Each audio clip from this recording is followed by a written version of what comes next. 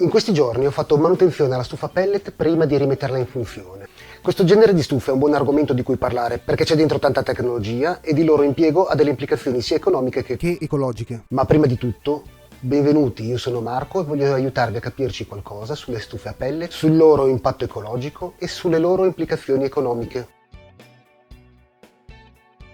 Per capire se, quando e quanto può convenire utilizzare una stufa a pellet, bisogna prima di tutto vedere come funziona. Iniziamo dal combustibile e tralasciamo un attimo l'aspetto ecologico ed economico. La stufa a pellet brucia biomasse, tipicamente di legno ma non solo, ridotte in brevi e sottili bricchette dette appunto pellet. Per ottenere queste bricchette la biomassa viene prima ridotta in fini cippati e poi compressa in macchine dette appunto pellettatrici. Nei pellet di buona qualità non viene aggiunto nessun altro additivo per incollare tra di loro i cippati.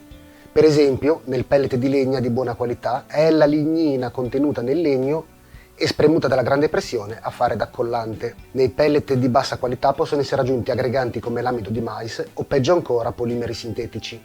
Quindi mi riferirò soltanto ai pellet di buona qualità. La stufa a pellet è un'evoluzione della tradizionale stufa a legna, che a sua volta è un miglioramento del caminetto. Partiamo quindi dal caminetto. Un caminetto è facile da descrivere, è un vano generalmente ricavato in una parete, dotato di canna fumaria, in cui si può riporre il materiale combustibile per bruciarlo. È tanto semplice quanto poco efficiente. La maggior parte del calore esce dalla canna fumaria insieme al fumo. Ma cosa significa poco efficiente? La legna da ardere ha un potere calorifico di circa 5 kWh al chilogrammo. Nei caminetti aperti almeno l'80% di questa energia esce dalla canna fumaria insieme al fumo. Il rendimento termico di un caminetto aperto quindi è attorno al 20% nella migliore delle ipotesi. Dei 5 kWh per chilogrammo di materiale bruciato ne riusciremo a ottenere sì e no uno come energia termica utile. Le stufe a legna fanno già molto meglio perché permettono a molto meno calore di uscire insieme ai fumi. Prima di tutto per la loro struttura che circonda il fuoco e diraggia calore nell'ambiente circostante. In secondo luogo perché lo scarico dei fumi avviene attraverso un condotto più piccolo, dal quale, oltretutto, è ancora possibile estrarre calore. Il rendimento termico di una stufa a legna può superare anche il 70%. Dei nostri 5 kWh per chilogrammo di materiale bruciato ne potremo sfruttare fino a 3,5, che è 3 volte tanto quello che si riesce a fare con un caminetto aperto. Ma le stufe a pellet fanno ancora di meglio e possono arrivare al 90% di efficienza. Vuol dire 4,5 kWh su 5 immessi. E possono farlo perché le stufe a pellet sono in grado di regolare finemente la combustione. Vediamo come. Se noi apriamo una stufa a legna dopo una giornata di combustione, al suo interno troveremo molta cenere, diversi residui carboniosi e qualche volta anche qualche pezzo di legno incombusto.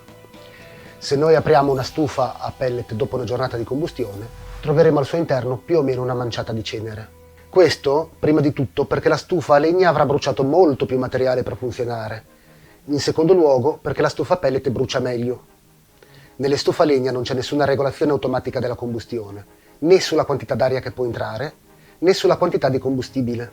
Nelle stufe a pellet, invece, sia la quantità d'aria che la quantità di combustibile vengono regolati finemente in funzione della qualità della combustione.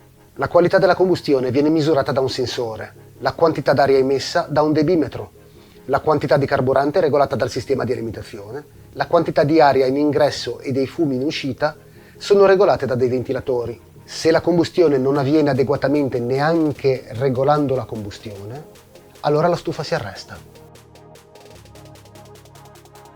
Dal momento che la stufa a pellet è in grado di regolare finemente la combustione, che questa avviene sempre nel migliore dei modi e che la stufa è dotata di un termostato, per il suo funzionamento consumerà relativamente poco. Per fare un confronto, in 12 ore di funzionamento, una stufa a legna in grado di riscaldare un appartamento di 100 metri quadri può consumare fino a 50 kg di legna ed una caldaia a gas fino a 15 metri cubi. Una stufa a pellet, per fare lo stesso lavoro, brucia circa un sacco da 15 kg di pellet. Ciò nonostante, i costi di esercizio dei 3 sistemi di riscaldamento sono grosso modo equivalenti e questo non è affatto un caso. Il prezzo di un bene generalmente aumenta all'aumentare della richiesta. Se per fare un esempio di fantasia un misterioso incidente fa collassare un gasdotto nei mari del nord, aumenteranno i prezzi del gas, ma anche quelli di legna da ardere e pellet. Nessun mistero e nessun complotto quindi, solo economia. In generale il gas costerà più del pellet, che a sua volta costerà di più della legna, ma si tratta di differenze di pochi centesimi al giorno. Faccio una considerazione a margine. Chi vive in una casa indipendente e magari anche un po' isolata probabilmente spenderebbe meno usando legna da ardere, perché se ne può sempre recuperare almeno una parte a costo nullo o dal costo del lavoro di raccolta. Chi vive in uno di quei condomini in cui è vietato usare altre fonti di riscaldamento che non siano il metano o l'elettricità non ha scelta e sarà in balia del mercato. Chi invece utilizza una stufa a pellet e trova il costo del pellet di legna troppo alto, può sempre rivolgersi ad alcuni carburanti alternativi. Tra questi i principali sono il cipattino di legno. Ha un potere calorifico più basso del 20-30%, ma costa meno di un quarto. Il nocciolino di Sansa, fatto con gli scarti della produzione dell'olio d'oliva, rende di più e costa molto meno. Il mais rende più o meno come il legno, ma nelle buone annate costa anche la metà del pellet. E poi ci sarebbero i gusci della frutta secca, a riuscire a trovarli. Veniamo all'aspetto ecologico. Non parlo delle norme comunali, provinciali o regionali sulla combustione di biomasse, prima di tutto perché cambiano di continuo e in secondo luogo perché hanno un valore più politico che senso pratico, ma al di fuori di quello che dice la legge. Il pellet è un combustibile pulito, neutro o un pericoloso inquinante? Bruciare qualsiasi cosa è in qualche misura inquinante. Il pellet, come la biomassa di cui è composto, rilascia principalmente due tipi di inquinanti, della CO2 e del particolato. Però la CO2 emessa è la stessa che le piante usate come biomassa hanno assorbito durante la loro crescita e quindi, facendo crescere lo stesso numero di piante che la riassorbano, da questo punto di vista il pellet dovrebbe essere teoricamente neutro. In questo caso, teoricamente vuol dire che no, non lo è, nulla lo è davvero.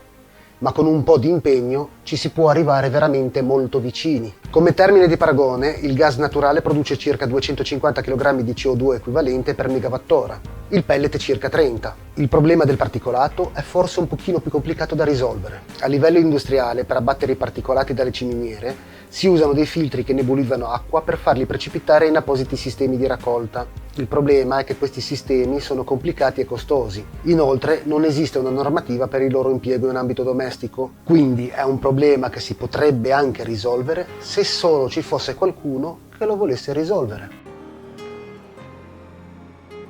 In conclusione, il pellet può essere un'alternativa più economica ed ecologica al gas naturale, di cui il metano è il maggior rappresentante. Ho appena sfiorato gli argomenti sulla produzione del pellet e sul funzionamento della stufa, ma se siete interessati a questi argomenti potete scrivermi un commento e cercherò di produrre un video più approfondito.